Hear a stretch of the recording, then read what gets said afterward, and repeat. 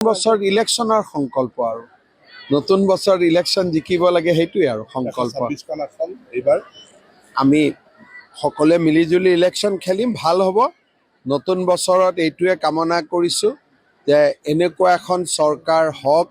বা এনেকুৱা এখন চৰকাৰ কৰিবলৈ ৰাইজে আমাক আশীৰ্বাদ কৰক যাতে আমি অসমখনক আৰু অধিক আগুৱাই লৈ যাব পাৰোঁ মই বিৰোধীৰ কথা বৰ বেছিকৈ ক'ব নাযাওঁ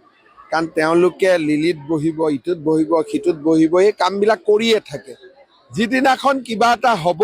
সিদিনাখন প্ৰতিক্ৰিয়া দিম ঠিক ঘোষণা আমি ফেব্ৰুৱাৰী মাহৰ ফাৰ্ষ্ট উইক ছেকেণ্ড উইক এনেকুৱাত কৰি দিম এনেই যদি চাই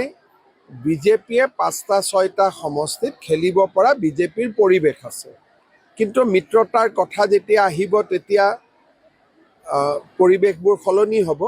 কিন্তু ডেফিনেটলি আজি যিটো বিজেপিৰ সাংগঠনিক স্থিতি আমি ৫-৬টা সমষ্টি মিত্ৰতা হ'লেও আমি পাব লাগে বাকীখিনি আলোচনাৰ কথা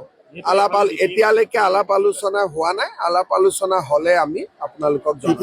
মিত্ৰতা সন্দৰ্ভত ক'ব চাওক আজিতো আমি সকলো একেলগে আছোঁ কিন্তু BTCৰ ভিতৰত পৰিৱেশটো বেলেগ আৰু দিছপুৰত পৰিৱেশটো বেলেগ দুটা পৰিৱেশত আমি আছোঁ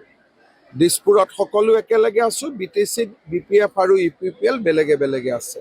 পৰিৱেশটো হওক কেনেকৈ কি হয় আপোনালোকে গম পায়ে থাকিব ১ তাৰিখে অৰুণোদয় পৰিয়ালসমূহক আমি এটা উপহাৰ দিম কি উপহাৰ দিম ১ তাৰিখে